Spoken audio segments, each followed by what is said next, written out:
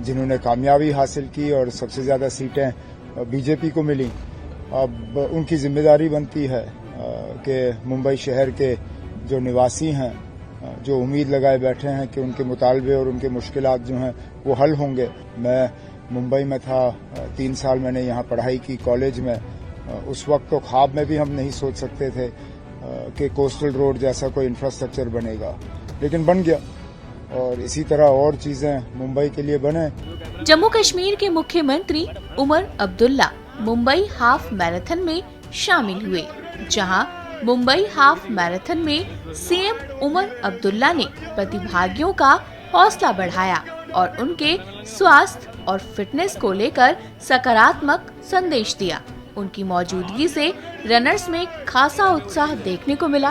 इसी बीच उन्होंने महाराष्ट्र स्थानीय निकाय चुनाव परिणाम पर बात की। बहुत सालों से मुंबई मैराथन के बारे में सुना है, पढ़ा है, लेकिन उन दिनों में मैं इन चीज़ों में हिस्सा ले नहीं रहा था।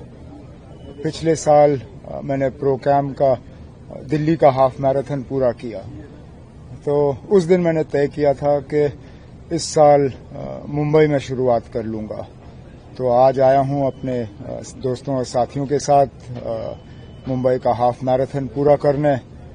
ठीक रहा तो कोशिश करेंगे कि अगले साल इसको बढ़ा दिया जाए।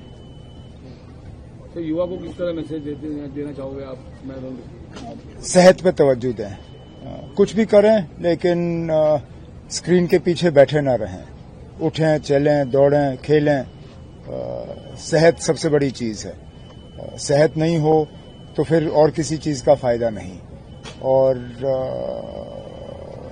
बदकिस्मती से हमारे मुल्क में मोटापा, ओबेसिटी जिसको कहते हैं, वो बढ़ रहा है और उसको घटाने का एक ही तरीका है कि हम एक्सरसाइज, वर्जिश, खेल कूद के तरफ भी थोड़ा सा ध्यान दें। मैं जानता हूं कि इन दिनों पढ़ाई का दबाव बच्चों पर बहुत ज्यादा रहता है, लेकिन थोड़ा सा वक्त अपने लिए उनको निकालना चाहिए। सर, हाल ही में अभी बीएमसी इलेक्शन हुए मुंबई महापालिका के, उसमें भी अभी एनडीए की सरकार आई है, तो क्या कहना चाहेंगे?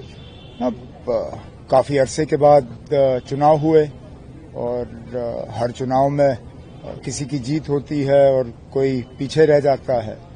अब जिन्होंने कामयाबी हासिल की और सबसे ज्यादा सीटें बीजेपी को मिली, अब उनकी जिम्मेदारी बनती है कि मुंबई शहर के जो निवासी हैं, जो उम्मीद लगाए बैठे हैं कि उनके मुतालबे और उनके मुश्किलात जो हैं वो हल होंगे। अब अगले 5 साल जो यहाँ के लोगों ने बीजेपी को मौका दिया है कि मुंबई की तरक्की हो। वैसे भी हम जैसे लोग जो बड़े अरसे के बाद मुंबई आते हैं, फर्क तो बहुत देखा हमने। मैं मुंबई में था, 3 साल मैंने यहाँ पढ़ाई की कॉलेज में।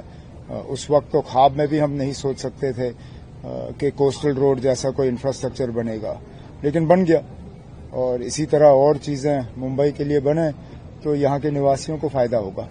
हमसे जुड़े रहने के लिए हमारे YouTube चैनल को सब्सक्राइब करें और नई वीडियो की नोटिफिकेशन के लिए बेल आइकॉन को दबाएं।